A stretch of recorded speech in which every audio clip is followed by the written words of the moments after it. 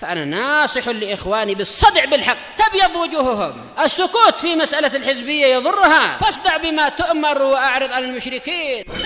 سلامي على دماج ورجالها والشيخ يحيى ودار العلم يا سعد بانيها. الرحمن الرحيم. Qalat Syaikha Ummu Abdillah Al-Ba'daniyah hafizahullah, masih di muka surat 89 ya. Masih cerita tentang pengembaraan Salman Al-Farisi dalam mencari ilmu. Setelah disebutkan di Amuriyah, beliau sambil menuntut ilmu, beliau juga sambil bekerja mendapatkan berbagai hewan ternak. Beliau mengatakan summa nazala bihi amrullah. Lalu turunlah kepada guru saya itu urusan Allah, yaitu ajal.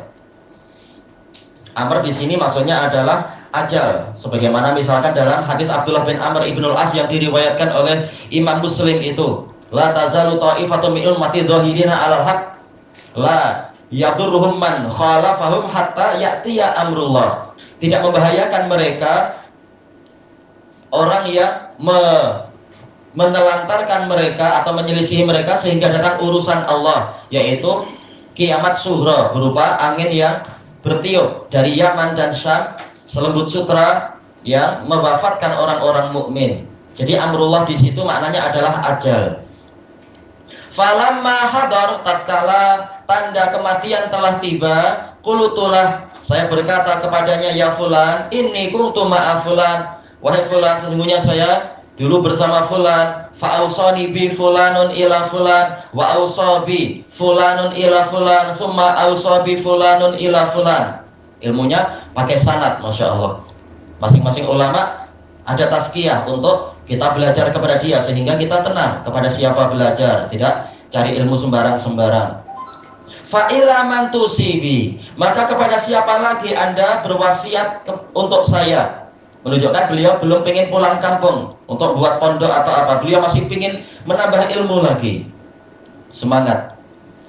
Wa ma ta'muruni, dan apa yang Anda perintahkan kepada saya?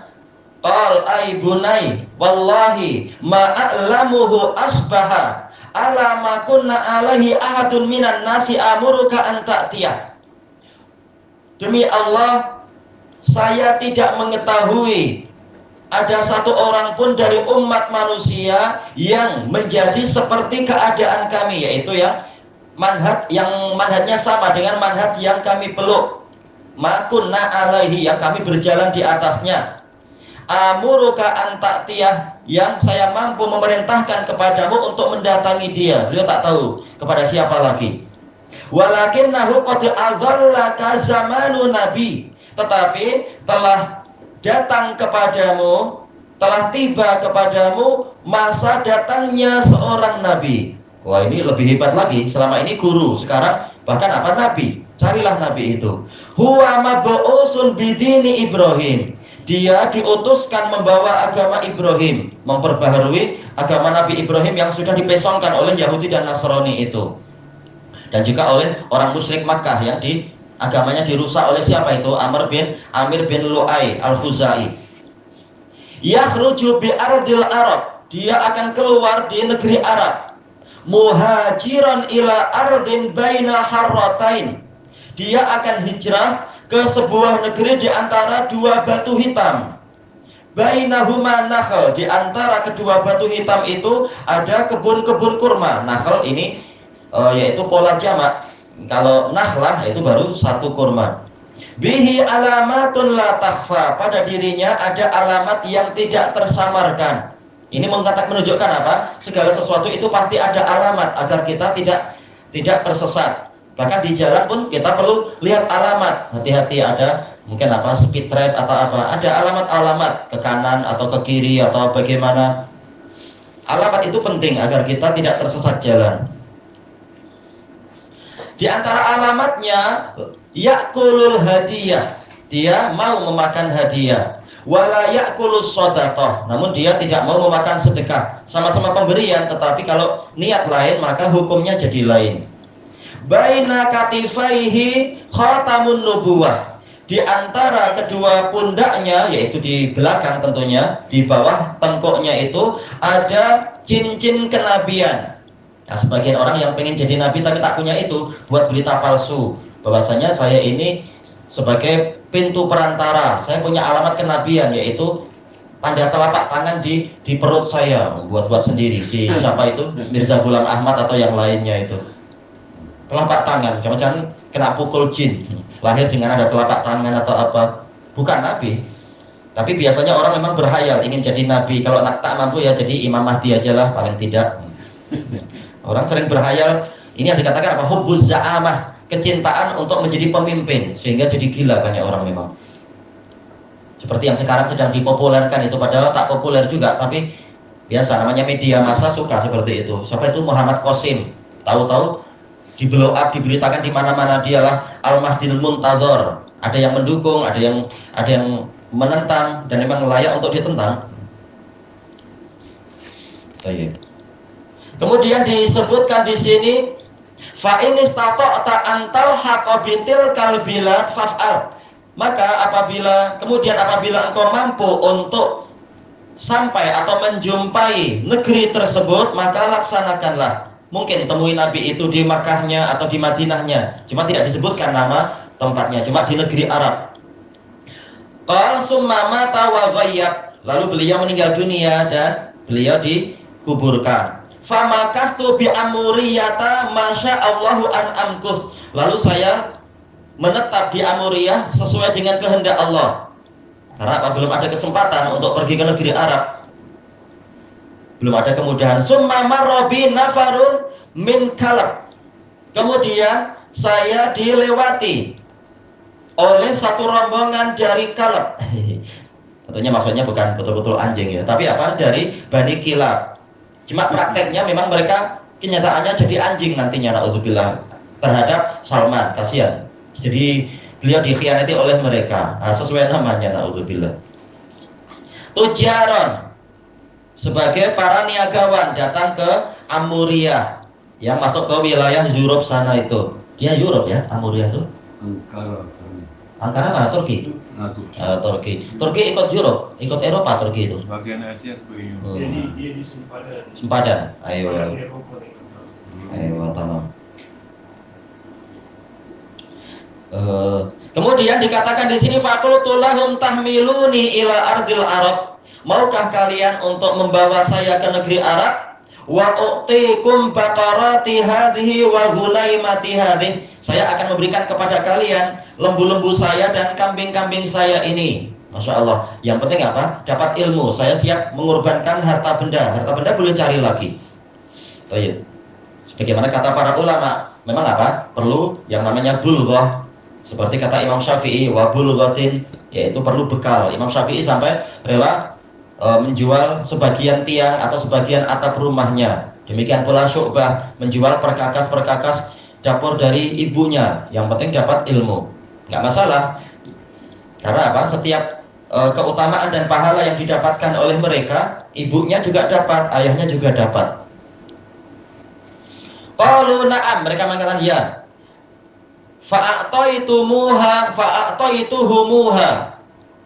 saya berikan kepada mereka hewan-hewan tadi. Maf'ul bihnya dua di sini ya. Wa hamaluni, dan mereka pun membawa saya. Hatta idza qadimu bi wadil qura zalamuni, sehingga apabila mereka membawa saya tiba di Wadil Qura sudah ikut apa? Ikut negeri Arab, tapi dia masih dekat-dekat dengan Syam. Zalamuni, mereka mendolimi saya. Wabauni, mereka menjual saya sebagai apa? Hamba sahaya. Ini haram, ini harta haram. Sebagaimana kata Rasulullah SAW, orang yang merdeka lalu dijual menjadi hamba itu haram. Ada pertanyaan dari Indonesia 2 tahunan yang lalu kalau tak salah. Ini ada orang mengatakan kepada saya, dia tak ada duit, dia ingin menjual dirinya pada saya, boleh tak? Bertanya. Tak boleh, itu haram kata para fuqaha. Bahkan dalam kitab-kitab tak boleh orang karena kekurangan duit lalu menjual diri agar dapat duit. Bahkan apa? Nanti duitnya diambil tuannya kalau macam itu. Karena hamba sahaya tak berhak punya harta kecuali kalau tuannya mengizinkan. Dan itu haram karena kita milik Allah, bukan milik kita pribadi untuk kita jual belikan. Kemudian dikatakan min rajulin min Yahud. Ini menunjukkan boleh tarkib tarkib mim, ada min kemudian ada min lagi, tarkib min. Mereka menjual saya kepada seorang lelaki dari kalangan Yahudi, abdan, sebagai hamba. Jelas ini zalim besar sekali. Fakuntu indah, maka saya terus ada di dekat tuan tersebut sebagai hamba. Wara'aitun nakhl, dan saya melihat kebun kurma di Wadil Qura, sudah tak jauh insyaallah. Sudah negeri Arab ini. Warajautu antakunal baladalladzi wasofali sahibi. Saya berharap itulah negeri yang disifatkan oleh guru saya kepada saya. Wadil Qura sekarang masuk wilayah Saudi. Alhamdulillah. Tapi jelas masih jauh dari Makkah dan Madinah. Walam yahik li fi nafsi. Tapi belum sampai meliputi saya itu, yaitu belum sampai yakin, masih ragu-ragu. Ahaqah dan seterusnya itu, yaitu belum sampai yakin. Fabainama ana indah. Kemudian suatu ketika tatkala saya ada di sisinya, di sampingnya, qadima alaihi ibnu ammin lahu minal Madinah. Tibalah menemui dia anak pakcik dia, berarti anak buah itu ya, yang datang dari Madinah min Bani Quraidah, dari Bani Quraidah. Nah, sudah semakin ada garis-garis merah di sini, ada benang merah, sudah mulai berhubungan. Fabta'ani minhu, dia membeli saya dari pakcik dia itu. Ini takdir yang menyakitkan, kita diperjualbelikan, tapi di balik takdir itu ada kebaikan, malah semakin mendekat, dibawa ke Madinah. Makanya semakin dekat sekarang. Fahtamalani ilal Madinah, lalu dia membawa saya ke Madinah. Fa wallahi ma huwa illa an ra'aituha fa araftuha bi sifati sahibi. Maka demi Allah, tidaklah peristiwanya itu kecuali begitu saya melihat tempat itu, saya pun mengenalinya seperti sifat yang disebutkan oleh guru saya. Karena kalau kita datang dari luar, memang kita akan melihat, oh ada batu-batu hitam banyak. Ini seperti yang diceritakan itu. Fa'aqamtu biha, lalu saya tinggal di Madinah itu, di perkampungan Bani Quraidah, yang nanti akan ditaklukkan setelah apa? Setelah peristiwa perang Khandaq itu, di hari yang sama. Yaitu perangnya adalah di hari begitu selesai perang Ahzab, kemudian langsung di hari yang sama Rasulullah diperintahkan malaikat Jibril pergi ke Bani Quraidah. Ini yang Bani Quraidahnya. Kemudian wa ba'atsallahu rasulah, dan Allah mengutuskan rasulnya, fa'aqama bi Makkah ma'aqam. Beliau tinggal di Makkah selama apa yang Allah kehendaki untuk beliau tinggal di sana. Jadi berapa lama Salman sudah diperhamba di Madinah itu sendiri, sampai kemudian Rasulullah diangkat, diutuskan jadi nabi, sampai kemudian Rasulullah tinggal di Makkah adalah 13 tahun. Jadi lama sekali Salman diperhamba itu. Allahul musta'an. La asma'u lahu bidzikr. Saya tidak mendengar beliau disebutkan sama sekali. Ya, karena apa? Sibuk. Ma'ana fihi min syughlir riq. Karena saya sibuk untuk mengurusi perhambaan saya ini. Jadi hamba, kerja keras. Tak tahu selama 13 tahun sudah banyak kekacauan dari orang-orang yang di Makkah. Kacau dalam artian banyak yang tidak mau ikut Nabi, bahkan menyakiti Nabi dan para sahabat. Salman tak dengar sama sekali cerita itu selama 13 tahun. Summa hajara ilal Madinah. Lalu beliau berhijrah ke Madinah. Fa wallahi inni la fi ra'si 'idh li sayyidi. Maka demi Allah, benar-benar saya ketika itu ada di ujung dari pokok kurma, sedang di atas panjat kurma itu. Li sayyidi, milik tuan saya. A'malu fihi ba'dal amal. Saya mengerjakan beberapa pekerjaan di atas. Mungkin pendembungaan atau apa tak tahu. Wa sayyidi jalis, ketika itu tuan saya sedang duduk di bawah. Id aqbala binu ammin lah. Ketika itu anak dari Pak Cik dia, berarti apa? Saudara sepupu mungkin, tiba.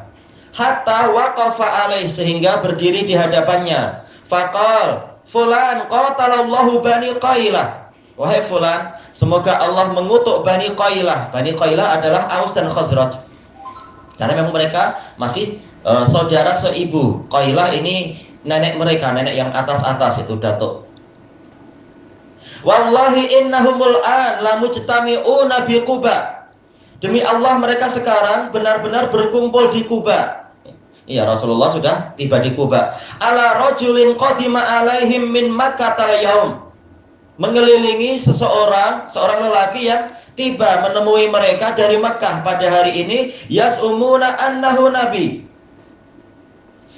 Mereka menyatakan bahwasanya dia adalah nabi.